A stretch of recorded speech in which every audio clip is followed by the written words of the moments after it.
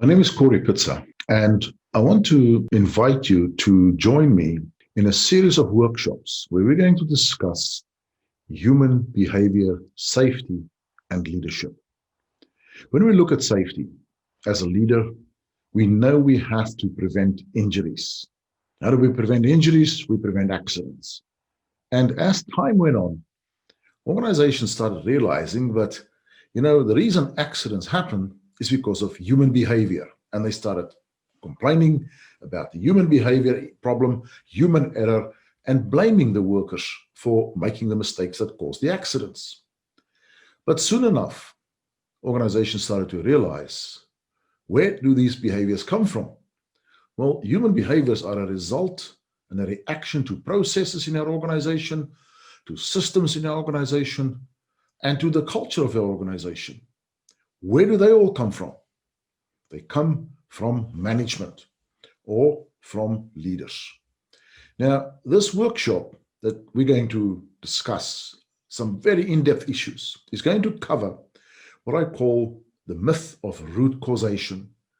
We think that there are common causes in organizations for accidents, and if only we solve these common or root causes, we can make all accidents mysteriously disappear. How wrong were we? And the second thing we're going to look at is this, what I call the error of human error. Why is it so profoundly wrong to focus on the human as the problem in the safety equation? We're going to look at the cult of compliance. And it almost sounds blasphemous to say compliance is a problem. But when people comply to such an extent that they die in the process of merely blindly complying, something is wrong.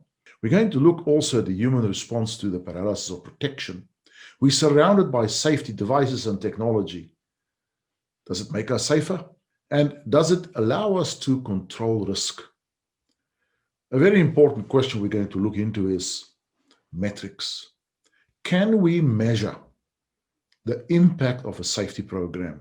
Can we say, last year we had 10 accidents on the site. This year we have 6. Wow, we had a massive improvement in our safety performance. No, that is a mirage. And then we're going to have a look at risk secrecy. Why people are so reluctant to speak up about risks in their environment, even though we encourage them, we give them incentives, and they sometimes give us information. But is that really what happens out there? I think you'll be surprised to find out what really happens sometimes in the organization. So our workshops are going to be run over 3 virtual sessions. In the first session, we're going to have a look at the management of safety and the issues that I just mentioned. Why are they contributing to an unsafe organization, organizations that often result in having disasters? And how can we overcome those issues? How can we move to another level of safety and safety management that is beyond these simplistic efforts that we see in safety management? In the second session, we're going to have a look at performance engineering, how we define human performance, how we define safety performance, and how we define risk performance. How good is the organization in managing and dealing with risk?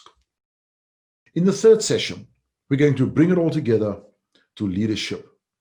And I'm going to share with you the difference between managing safety and leading safety, the difference between a manager and a leader. And I'm going to share with you what are the 6 characteristics of the most successful leaders out there.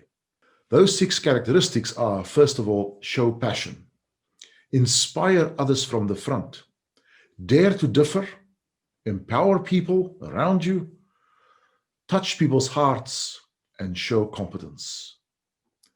And this is a key difference. Managers are given power and they keep it. Leaders earn power and respect, and they give that power away. These are the characteristics that we're going to dig into. The world's most successful organizations do not have managers leading them. they have true leaders leading them to amazing levels of performance.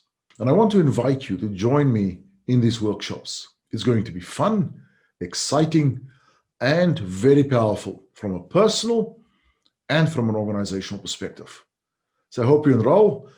We're not going to have a lot of places available because we'd like to keep these groups small and focused together on these critical questions in safety. Join me then. Bye.